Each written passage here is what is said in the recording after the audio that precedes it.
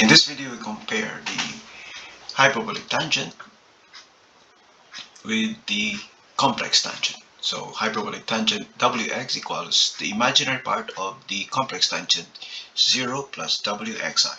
We begin the video values of w. Data validation, list of items from 0.6 to 1.4. We can start with 0.6. Now the hyperbolic tangent, which is array formula. Hyperbolic tangent w times x, w times x.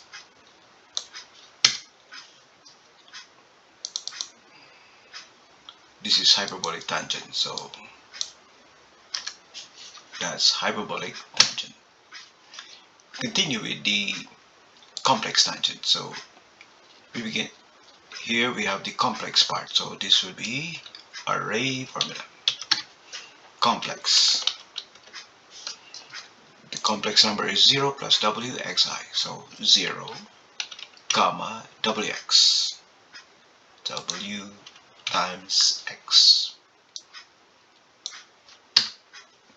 Now we can use the complex tangent, so this will be IMTAN.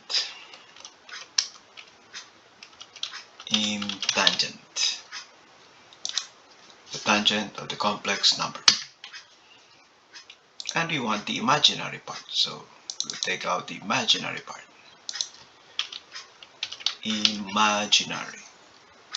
Imaginary coefficient of the complex number. And we'll chart this. Insert chart.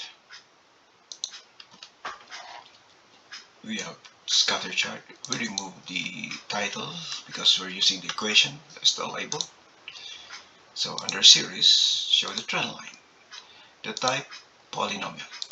The degree, tenth. For the label, use the equation. And for the legend, position at the left. And here's our trend line and polynomial of the hyperbolic tangent against the complex tangent. We change the value w to 0.8 or 1.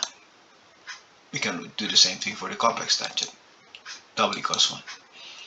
Change the hyperbolic tangent to 1.4. We can do the same thing for the complex tangent. They're the same. So this completes the use of the functions IMTAN, complex, imaginary, found in Google Sheets and Excel to compare with the hyperbolic tangent.